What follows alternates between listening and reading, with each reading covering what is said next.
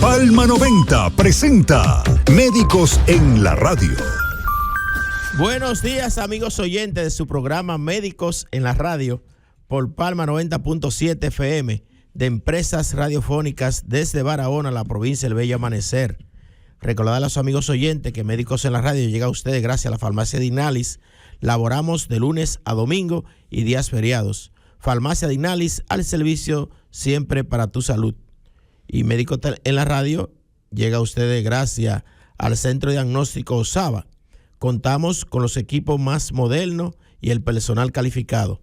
Realizamos resonancia magnética, Doppler, ecocardiograma, mapa, Holter, sonografías y consultas especializadas. Agenda tu cita al 829-247-3592. 829-247-3592. Osaba, cuidando tu salud. Buenos días, maestro Octavio. Bueno, muy buenos días. Gracias por este día que Dios nos da y la oportunidad de compartir. Y como nos lo da, maestro. Y como nos lo da, ¿verdad? A cero costo. Exacto.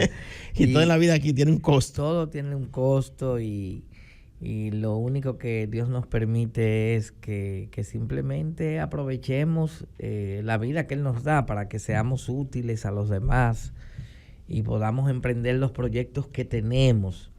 Lamentablemente hay algo que se interpone mucho en nuestros proyectos y en nuestra vida, que es el miedo, y que es uno de los temas que hoy queremos compartir, pero no solamente desde la parte clínica, sino también de cómo el miedo nos limita a veces en el logro de nuestras metas, en el logro de nuestros proyectos, sean económicos, sean sociales, políticos o de cualquier tipo.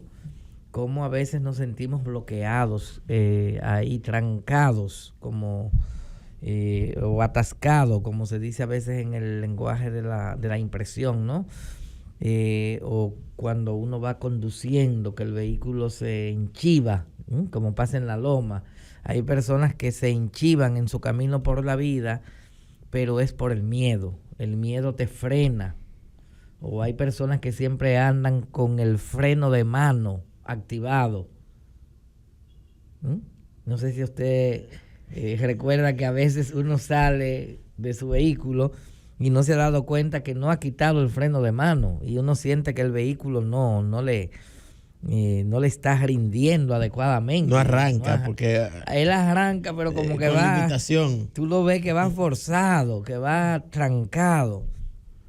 Hay personas que andan así por la vida con el freno de mano puesto y muchas veces es el miedo, porque el miedo no nos permite esa libertad de actuar, esa libertad de nosotros explotar los recursos que tenemos, muchos recursos que tenemos, pero que el miedo no nos permite elicitar esos recursos, no nos permite que afloren esos recursos. Y hay personas brillantísimas que hoy en día no han logrado lo que pudieron haber logrado simplemente porque el miedo lo frenó, porque el miedo lo inmovilizó. Entonces de eso queremos vamos a hablar. Usted mencionó dos palabras, miedo y bloqueo. Entonces el tema sería bloqueo y limitaciones que produce el miedo. El miedo y exhortar a nuestros oyentes que cualquier experiencia relacionada con cómo en un momento dado un proyecto, una acción de vida no la han podido ejecutar por el miedo, que nos llamen, que compartan sus experiencias. Y también vamos a darle algunas pinceladas allá a la parte clínica, como el miedo también es el que provoca en nosotros la ansiedad, las fobias y el ataque de pánico. O sea, son trastornos fóbicos que están muy de moda hoy en día y que limitan lo mismo, ¿no? Van a limitar que hagamos lo que tenemos que hacer. Maestro, algunos tips, como por ejemplo, hay personas que tienen miedo al fracaso, otros tienen miedo al éxito, miedo a emprender un proyecto, miedo hasta lanzarse en una relación amorosa o a un compromiso amoroso. Hay muchos tipos de miedo, ¿verdad? Muchos tipos de miedo. ¿Cuál es hasta ahora en la terapia familiar, cuál es el miedo que usted ha visto que más abordan personas que van a la consulta por el miedo? Por lo menos a la clínica va mucha gente que tiene miedo a decidir, que es un miedo a decidir que a un proyecto, a tomar decisiones. O a tomar decisiones. Por ejemplo, tengo una relación de pareja.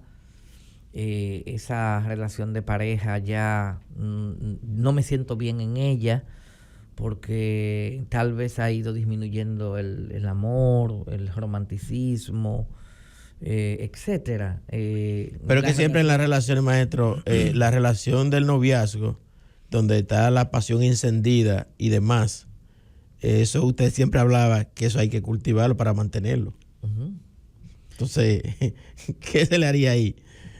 Pero la dinámica que se da en esa gente que acuden con miedo a decidir. Con miedo a decidir. Es que... A decidir una separación, ¿verdad? Exacto. Que es que ellos, digamos, después de 10 años, 15 años en una relación, son personas que ya se han convencido de que esa relación no es buena, que no quieren seguir en ella porque ya no se siente lo mismo que se sentía antes, no hay el mismo amor, la misma pasión, etcétera. La persona quiere decidir, pero al momento de decidir a la persona le entra un miedo, un temor, porque las relaciones son muy complicadas, no solo se tratan de amor, y yo creo que cualquier relación involucra... Está el interés material. Está el interés material y otros más, hay otros intereses. Porque a veces tú estás estás en una relación de pareja y esa relación de pareja a ti te abre puertas que no son necesariamente económicas. A veces son puertas sociales, son puertas con la familia de tu pareja, que es una familia importante, que te abre pasos y que subsecuentemente se puede traducir en lo económico. Pero hay personas, hay hombres o hay mujeres que quieren en un momento dado terminar una relación, pero terminar la relación implicaría que, por ejemplo, el proyecto económico que tenemos, que es un proyecto exitoso, ese proyecto se va a detener. O que de repente yo me voy a ver sin el apoyo de ese hombre o de esa mujer que me apoyaba económicamente. Entonces aquí viene el miedo a decidir. Por un lado hay algo que me dice... Mira, no te conviene estar aquí, explora otras cosas, date otra oportunidad, pero hay otra cosa, hay otro elemento que te está diciendo, si te vas, hay problemas. Si te vas a perder los beneficios que tienes en esa relación.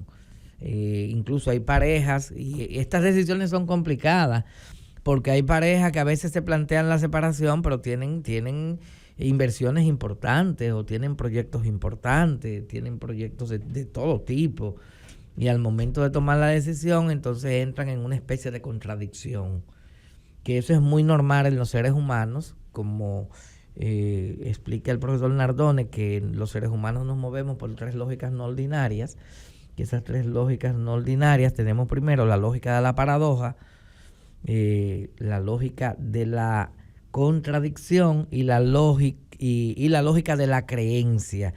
En esos miedos a decidir está el problema de la lógica de la contradicción, que es que en un momento yo digo, no me voy a quedar con esta persona, me voy a quedar con esta mujer, o voy a quedarme con este hombre que es el marido de esa mujer, pero en la noche está pensando de otra forma. Y en la noche se está lamentando y se está quejando de esa persona. O me siento bien por un mes y en el mes siguiente estoy rumiando y quejándome porque estoy metido en una lógica de contradicción y no sé exactamente lo que quiero hacer. Entonces, mucha gente pudiera pensar o creer que los seres humanos somos muy lógicos. No somos tan lógicos. Por lo menos esa lógica así aristotélica del falso verdadero o tercero excluido, no caemos mucho ahí, sino que caemos en lógicas contradictorias, en donde a veces queremos una cosa, pero a la vez no la queremos. Y vivimos en esos dilemas existenciales. y sabemos que algo es malo, pero lo seguimos haciendo. Y sabemos que una relación no es conveniente, pero estamos en ella. Y sabemos que estamos en una situación que nos genera un peligro y que incluso puede mañana provocarnos un daño mayor, hasta perder la libertad, pero lo seguimos haciendo. O tenemos una debilidad con una sustancia o con algo. Sabemos que eso va a destruir el matrimonio, va a destruir mi familia, mis hijos, voy a perder el trabajo, pero no lo puedo dejar. Entonces vivimos como en unas ambivalencias y en unas contradicciones, y todo esto se manifiesta en nuestras vidas, y el miedo genera muchas ambivalencias y muchas contradicciones. Maestro, y con relación al miedo a alcanzar algún tipo de éxito en la vida. Eso parece, ya Freud hablaba un poquito de esto, ¿no? Y es que cuando tú logras un éxito importante, pensemos en alguien que aspira a ser presidente de la República, de las personas que nunca lo han sido, ¿no? Aquí en el país. Si una situación política como las que ocurren aquí en República Dominicana, no ocurren muchas sorpresas en política. Aquí lo más probable es que el próximo presidente sea una ficha conocida, porque normalmente en Dominicana la gente tiene como cierto miedo a inventar. A lo nuevo. A lo nuevo. Tenemos como un miedo a inventar. En otros países de Latinoamérica surgen figuras nuevas. Surgen figuras que a veces surgen en el proceso ahí de la campaña electoral y de repente caen en un primer lugar. No, y cuando alcanzan la presidencia de la República, usted no lo, con excepción, claro, de Perú, que vino Alan García, después intentó volver Fujimori, pero solamente se había visto en Perú y República Dominicana. Pues yo veo que en México, Argentina, pasan superior, bueno, con excepción de la Kirchner, que quiso volver, pero después los demás ya llegan así del anónimo, son presidentes, se van y no vuelven a aspirar más. Le dan paso como a figuras nuevas. Entonces, imaginemos que pero este país no. Es como muy tradicional. Porque tiene miedo a lo nuevo. Tiene algo de miedo a los cambios muy drásticos. Entonces, imaginemos que llega una figura X, de esas que no son... de las que tienen muchos puntajes en las encuestas. Y renombre. Y gana la presidencia. El simple hecho de tú pasar de una posición de ser un simple profesional o un padre de familia o un empresario. O un empresario con éxito. Un microempresario, qué sé yo, a tener que dirigir los destinos de un país, tu vida cambia automáticamente. Y hay personas que cuando se ven ante la posibilidad de ascender y de lograr un éxito muy notable, le da un miedo al éxito.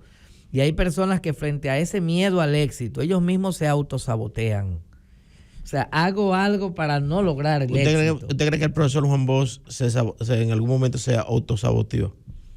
Bueno, yo diría, en el caso del profesor Bosch, el mundo vivía en una situación muy complicada con las ideologías, ¿no? Y había un imperio que no quería que el presidente Bosch estuviese, y ganó la presidencia en un momento dado, luego por las situaciones políticas que se dieron. Después del 63. Después del 63. Exacto. ¿Tuvo algún miedo él de volver a gobernar? Tal vez era la dinámica que había. O sea, había una dinámica en la que políticamente el imperio favorecía que ganara el que representaba más los intereses del capitalismo y de la derecha, que en este caso era el doctor Balaguer. Pero el dominicano siempre creyó eso. Por eso muchos dominicanos decían que al final, cuando vos podía ganar, al final hacía un acuerdito con Balaguer.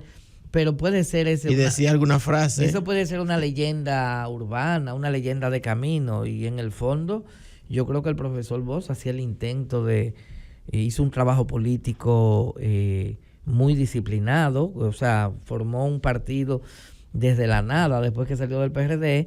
Y él mismo llegó a tener una votación altísima en unas elecciones que muchos creyeron que realmente la pudo haber ganado o que la ganó.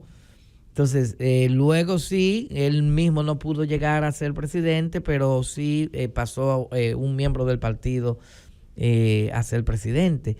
Pero hay personas que sí, que tienen ese temor al éxito, que puede ser a veces personas que a veces se han negado a un contrato que le van a hacer para irse fuera del país como atletas, o para irse con un contrato de, por ejemplo, para en cualquier actividad importante, pero que eso implique que tú tienes que salir de tu pueblo, irte a Europa, irte a Japón, a un país cualquiera, y la persona que es un atleta exitoso, que puede irle muy bien, mejor prefiere quedarse en su lugar porque le tiene miedo al éxito en el fondo. Incluso aquí hay un grupo de jóvenes peloteros desde hace un tiempo que tenían todas las condiciones para ganar, para ser exitosos en grandes ligas, y de allá regresaron porque sencillamente tenían demasiado apego con lo que había aquí, o estaban muy enamorados de una novia que dejaron, o de una mujer, o la conexión familiar, o la mamá, algunos por la madre volvieron y perdieron la oportunidad de ser de aquí mismo en la región sur. Yo conozco varios casos de jóvenes así, que eran excelentes peloteros en su tiempo y regresaron precisamente porque no se adaptaron mucho allá y porque volvieron a cosas que habían dejado acá. Y conocí casos parecidos en Baní. En un tiempo yo viví en Baní y conocí algunos jóvenes que fueron peloteros y que eran estrellas y regresaron porque tenían algún amor que no querían dejar, abandonar, porque le tenían miedo al éxito, porque el éxito te cambia la vida. Te cambia la vida, tú vas a cambiar en todos los sentidos. En todo. Económico, social, familiar, relaciones. Tenemos una llamada. Buenos días, Médicos en la Radio, ¿con quién hablamos y desde dónde? Hola, buenos días. Médicos en la Radio. Buenos días, mi querido doctor. ¿Cómo está usted, Greival? Bien, Greival. Bien, gracias a Dios. Es un tema muy interesante que están tocando sobre los deportistas y más peloteros dominicanos. Eso también nos tocó a nosotros como familia. Yo tenía un hermano, que Dios lo tenga en gloria, Ángel Duncan, era pitcher de Oakland, aquí en Cristo Rey. Una milla excepcional, 100 millas, 101, media descontrolada, pero tiraba piedra. Pero nunca dejó su ombligo fuera de Barahona. Hacía lo que diablura ya para coger huyendo para acá, porque aquí tenía una noviecita, y llegó al punto que tuvo un accidente y se fuñó un tobillo, y ahí vino la desgracia. Lo que esos peloteros jóvenes que no entienden de que es una disciplina, eso es como una academia militar, que deben tratar de no exponerse a problemas, con tan solo ellos venir y sentarse en el parque a comerse un helado, es un problema, porque ahí cualquier pleito se arma y le dan un botellazo, cualquier cosa. Tienen que cuidarse más, porque nosotros sí necesitamos de esa gama de peloteros que van subiendo, porque eso es parte de la economía de este país. Cuando un pelotero llega a Grandes Ligas, una familia menos sale de la pobreza. Y si invierten en una economía para emplear más personas, eso es un motor, eso es igual que el turismo. Cuando nosotros llegan 100 peloteros a Grandes Ligas, llegan 40 a ser firmados a Grandes Ligas, son 40 familias que salen de la pobreza.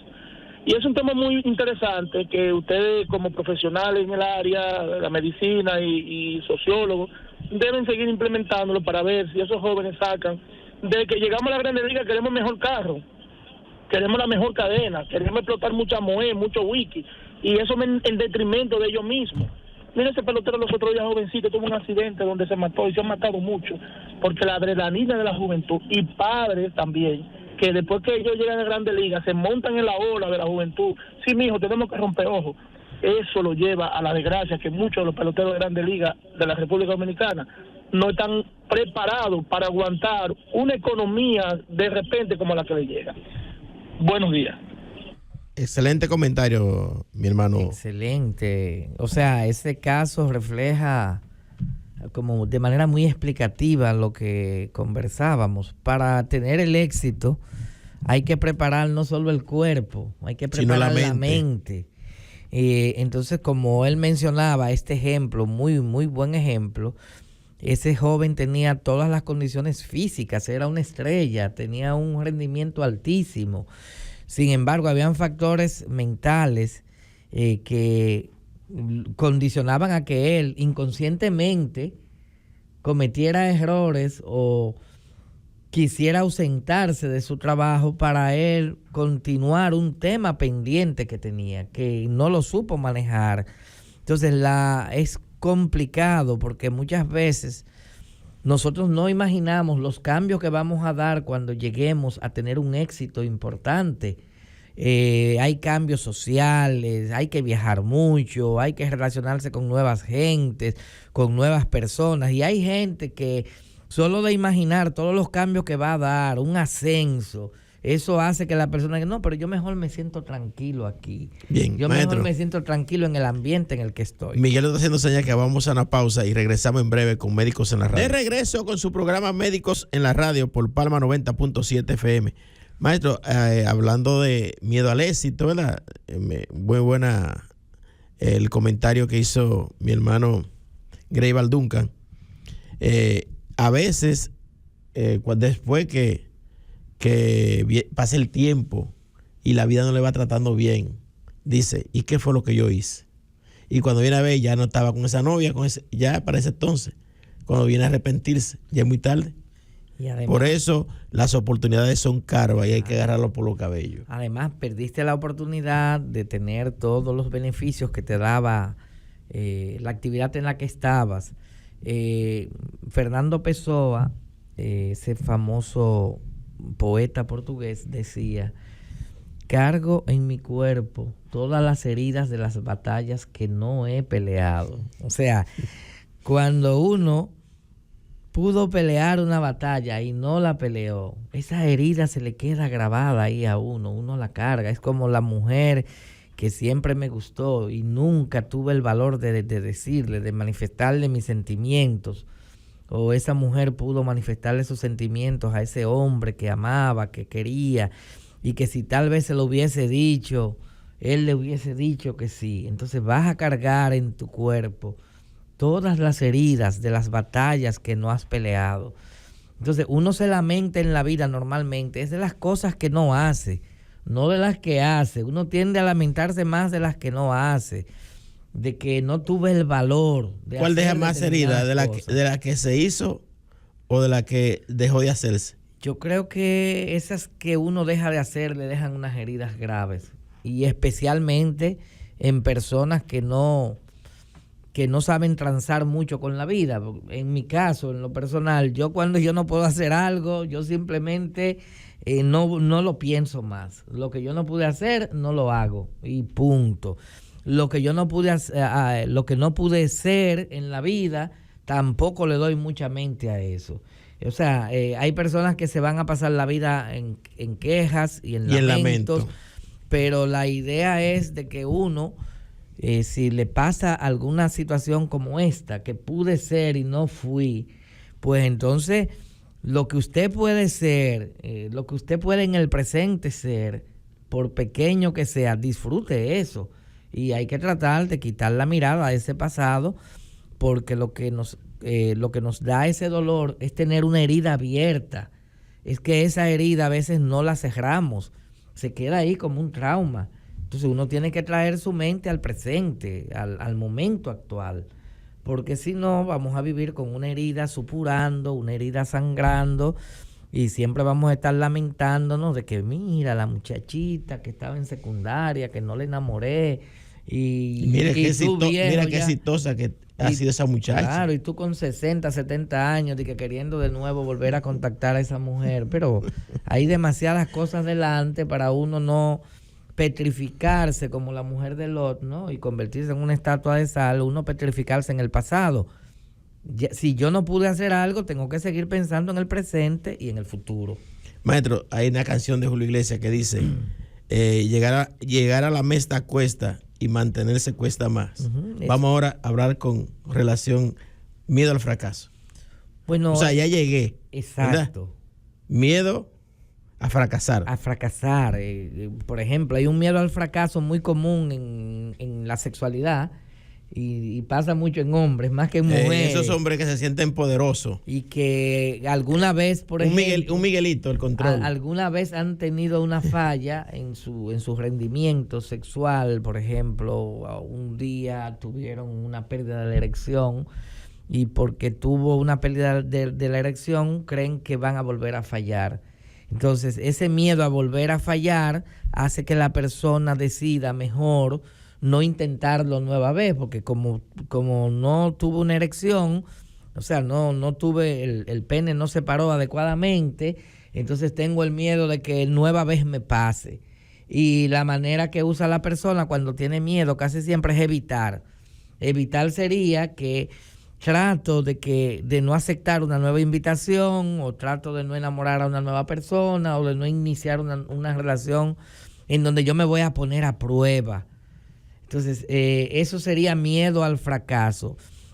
Uno lo ve en la sexualidad nada más, pero eso pasa en todas las áreas de la vida. Es el mismo mecanismo. Por ejemplo, en el área comercial, usted emprendió un negocio, pensó que iba a tener éxito en ese negocio y lamentablemente el negocio quebró. Quebró, no funcionó, porque no iban los clientes por una forma u otra.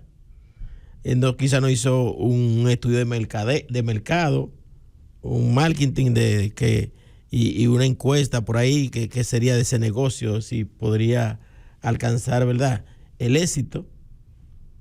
Bueno, me puse en esta esquina a hacer un negocio, así una cafetería, y resulta que por ahí casi nadie transita y no hay casi habitantes, y fracasó. Vuelve otra vez, tiene la oportunidad, pero tiene miedo a fracasar de nuevo.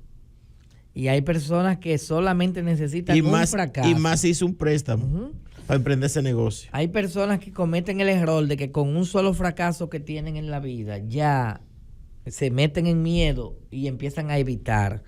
Entonces, la gente más exitosa en la vida son personas que fracasan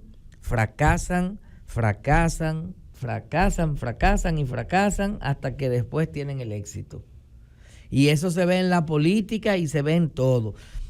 Muy pocos presidentes, por ejemplo, la gente ve al presidente Abinader, es presidente ahora, pero él participó como en 2 o 3 elecciones primero. 2008, 2012.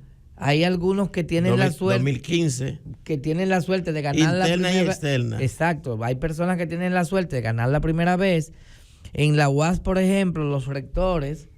Maestro, yo en estos días estaba haciendo un análisis. 3 y 4 veces. Haciendo un análisis estaba yo con los rectores de la UAS. Y no se retiran. Es muy raro, no he visto uno que gane en el primer intento. Sí, ganó. Roberto Santana. Roberto Santana ganó en el primer intento. En el primer intento. Y yo creo que también antes Roberto Santana hubo, Albelo fue.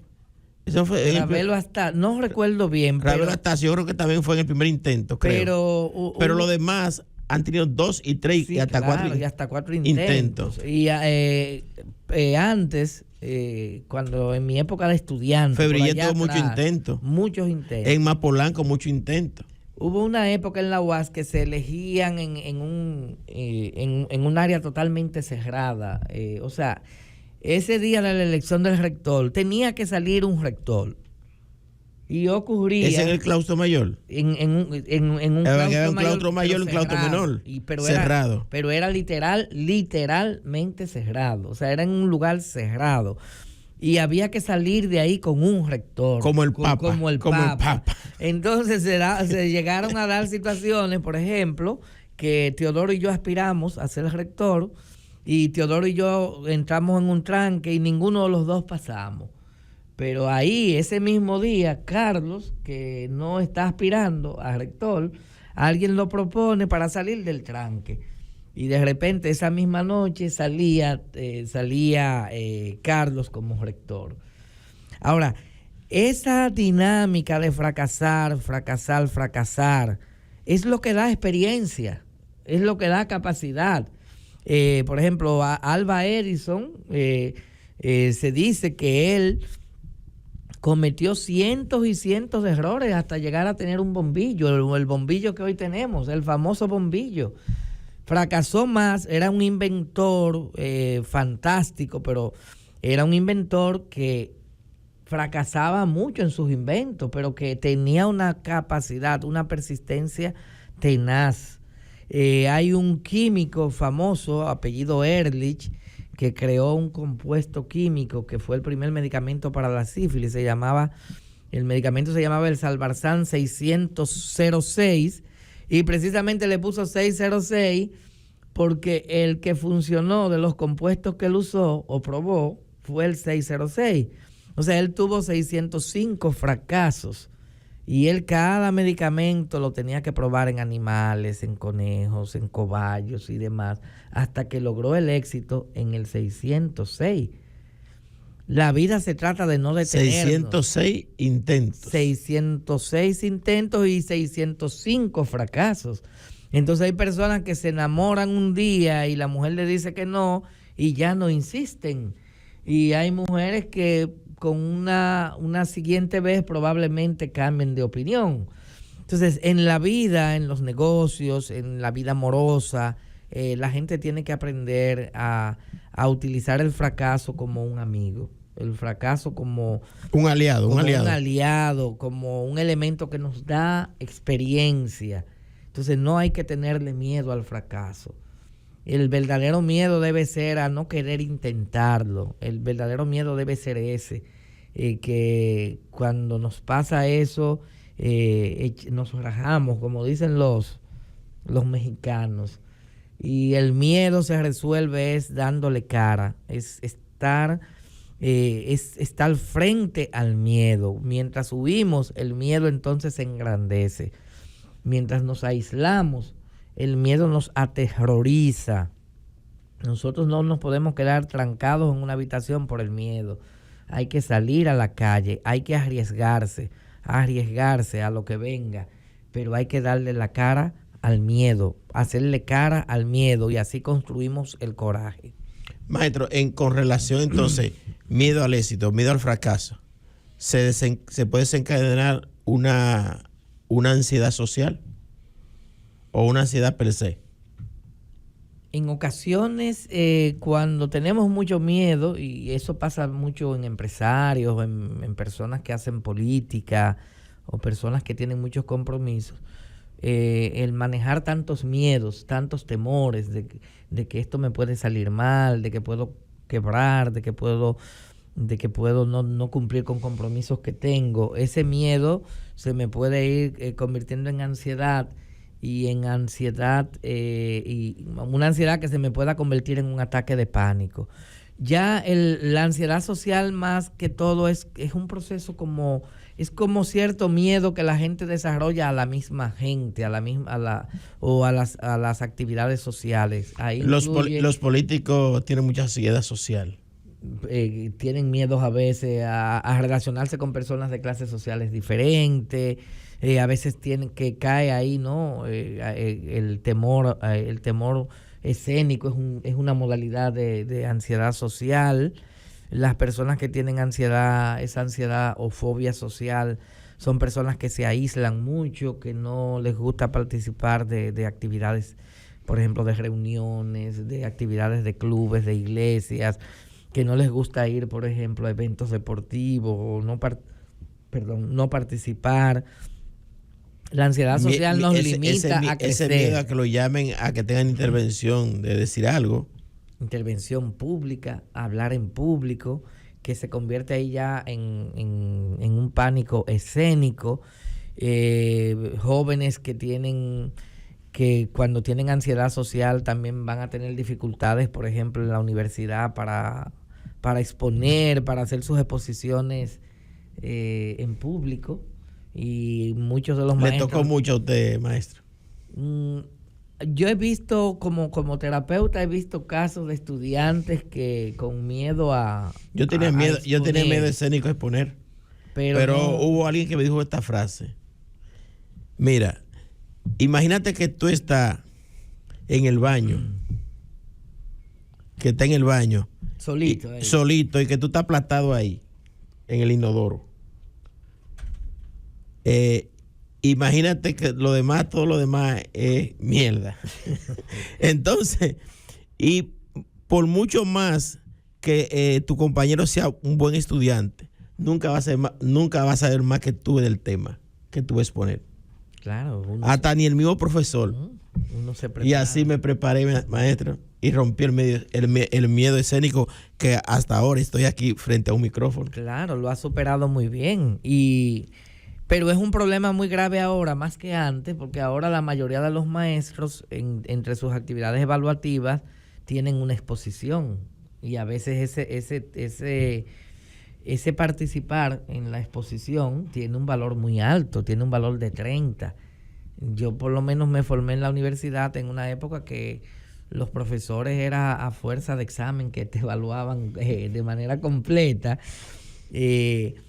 Casi no después en mi experiencia docente sí, usé por un tiempo exposiciones y demás, pero no lo usé por mucho tiempo. Yo creo más en las evaluaciones, más que un examen, un día final, de entregarle un examen por escrito para que usted lo llene, o hasta virtual. Yo creo más en la participación del estudiante durante todo el trayecto de la clase. Su desenvolvimiento. Y los maestros... su conocimiento que va adquiriendo y que va aprendiendo a medida que se va tocando los temas. Se nos dificulta a veces a los maestros que tenemos de sesiones. Porque los exámenes para mí son estresantes para el estudiante. Y no reflejan necesariamente la capacidad. Del estudiante, así es. Entonces, lo ideal sería como que cada maestro evaluara de manera personal la capacidad del estudiante y que pudiera, independientemente de lo que pase en un examen escrito, darle una evaluación a ese estudiante, pero lamentablemente tener 60 estudiantes, 50, 80, imposibilita evaluar así. En un aula, ¿verdad? No es posible. Todavía 35 es mucho, hasta 30 es mucho. son demasiados. Deben ser de 15 a 20. Hasta menos. Hasta menos, si es posible 10. Claro, hasta menos. Para uno poder realmente evaluarlo. Tener una relación más directa con ellos. Maestro, y con ese miedo a hablar en público, usted acaba de mencionar que hay personas que tienen ese miedo. Pero, ¿cómo se limitan cuando tienen proyectos económicos y sociales? Bueno, el miedo. Siempre que tenemos miedo, como una de las soluciones intentadas fallidas más frecuentes es la evitación. Si yo sé, por ejemplo, que estuve con una chica y no tuve erección, la solución que voy a usar es tratar de no volver a estar con esa misma chica. Esa es una que hacen algunos, o sea, con esa muchacha que fallaron ya le da vergüenza, le da apuro volver a fallar. A veces se arriesgan y lo hacen la segunda vez, pero van con tanto miedo al fracaso que vuelven y fallan. Entonces llega un momento en que la persona lo que hace es que evita cualquier encuentro sexual. Trata de no exponerse, porque cada vez que se expone, su mente le dice, vas a fallar de nuevo. Entonces ese miedo a fracasar lo hace, se convierte en una profecía autocumplida porque te hace fallar. Lo que yo tanto temí, hay una frase de Job que decía o que dice, lo que tanto temí finalmente me pasó. A lo que yo tanto miedo le tenía, finalmente me ha ocurrido. Él temía mucho por sus hijos murieron. Parece que temía mucho por su fortuna económica y también perdió la fortuna económica. Entonces, tenerle mucho miedo a algo es como en cierta forma llamar a que me pase.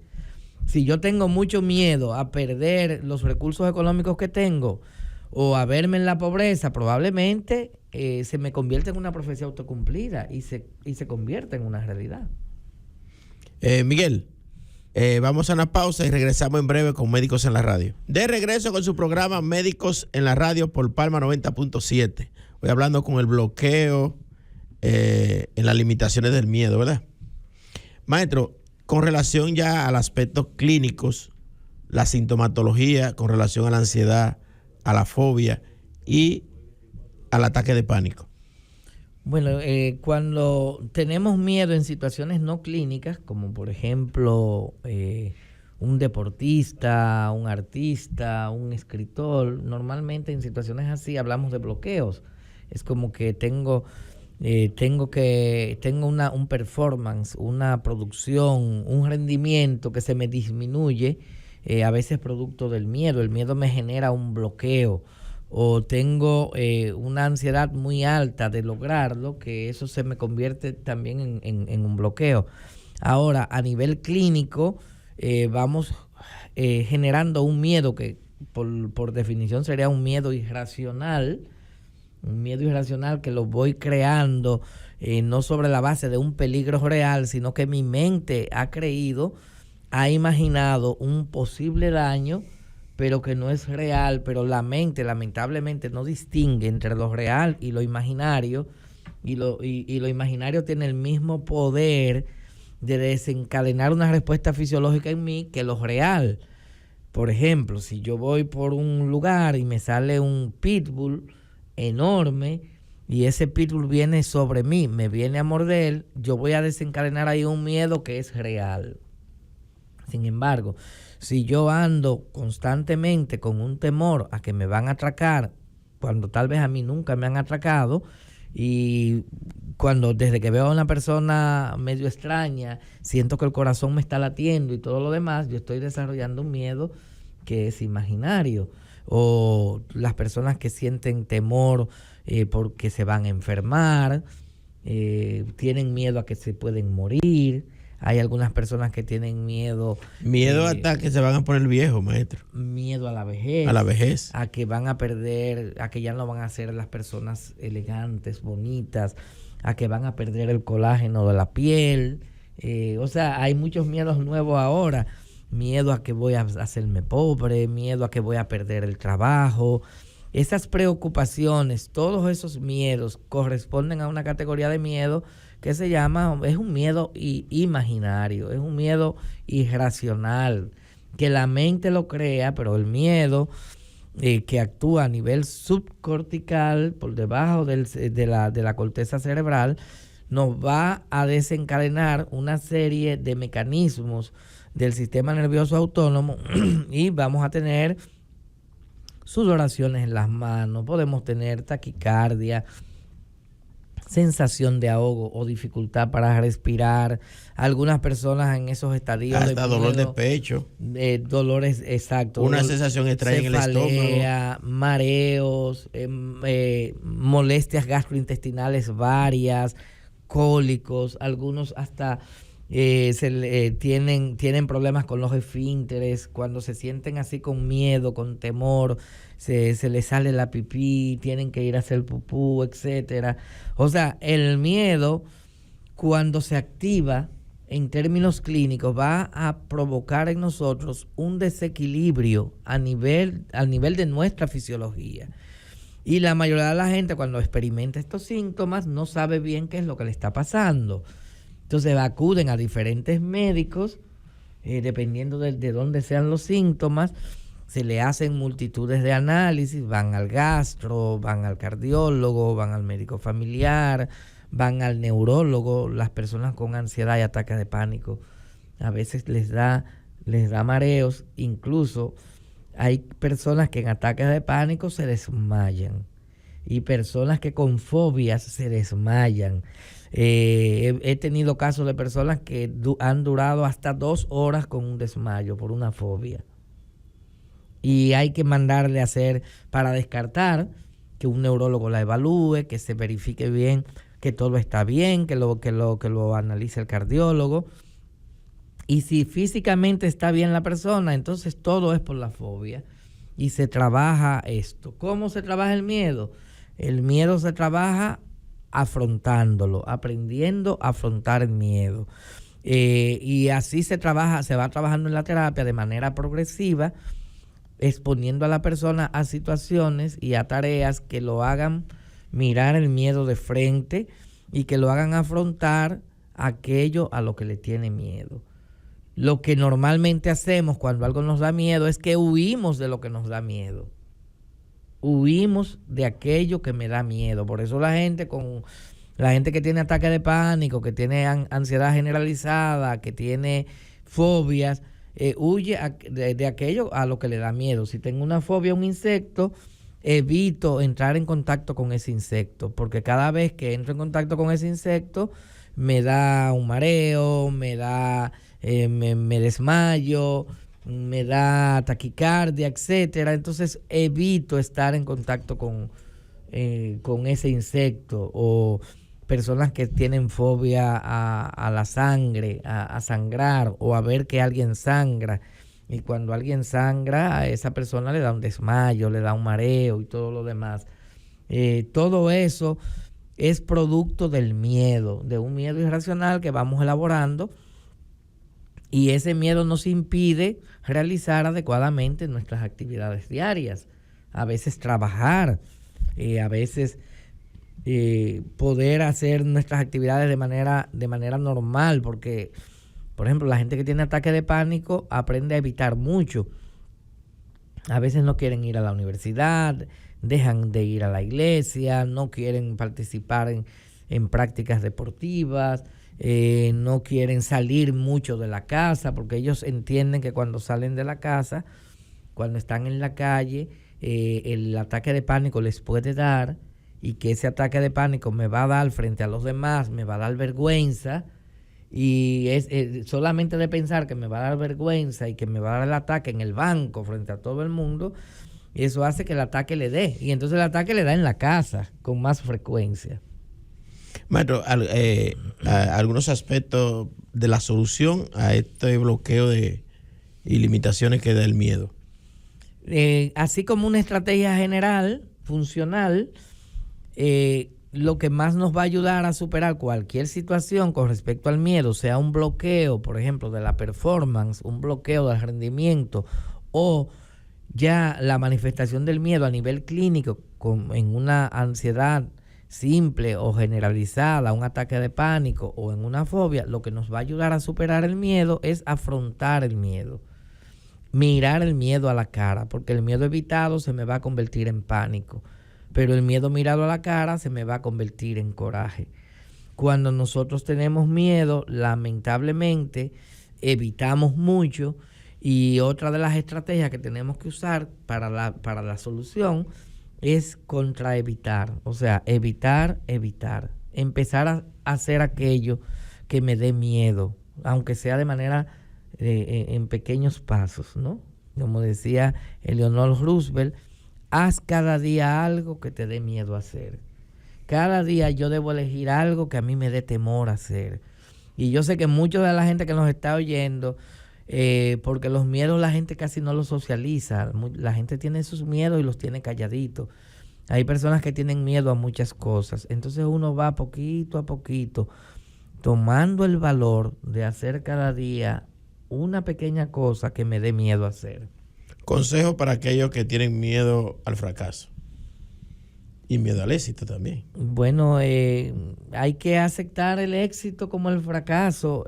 Como decía Rudyard Kipling, el éxito y el fracaso, esos dos impostores, siempre míralos con igual indiferencia.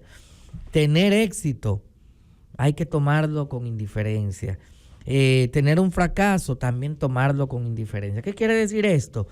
No le dé demasiada importancia cuando todo le vaya bien. No se sorprenda demasiado cuando las cosas le vayan bien. Pero tampoco no le dé mucha importancia cuando las cosas le salgan mal. No le dé mucha importancia cuando alguien le diga que no.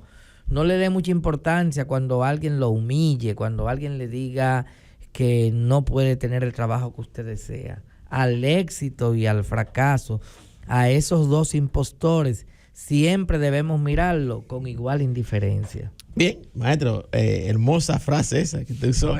Me gustaron. Okay. Nada, a los amigos oyentes, recordarles que este espacio fue presentado a ustedes gracias a la Farmacia Dinalis, al servicio siempre para tu salud. Y también este programa llegó a ustedes gracias al Centro Diagnóstico Osaba. Contamos con los equipos más modernos y el personal calificado.